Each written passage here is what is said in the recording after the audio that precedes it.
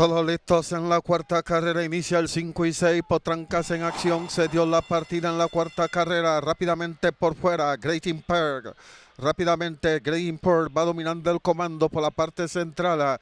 Están avanzando los ejemplares Crack. Se va desplazando y por dentro va pasando Moran Kisses. Va pasando también Moran Kisses. Se va el comando por medio cuerpo. Great Import va presionando. Tercero por dentro avanza Atenas Aire. Avanza tercero. De cuarto está quedando Complicated. En el quinto lugar está tratando de avanzar por la parte exterior Great Director. En el sexto lugar adentro está quedando Yanilla, va quedando en el sexto lugar. En el séptimo lugar está avanzando Sati Little Lila. En el octavo lugar ha quedado Bridgeside Hub. En el noveno puesto está quedando por la parte de afuera Caralela. En el décimo lugar ha quedado el ejemplar Great. Ha quedado en la décima posición.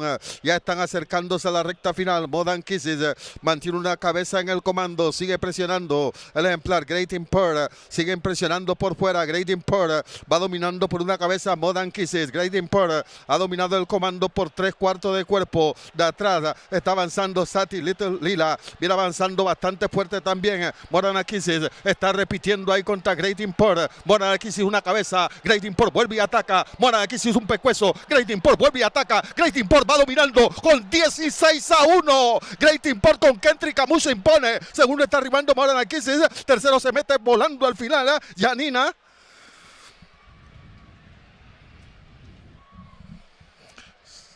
Kendrick Camus.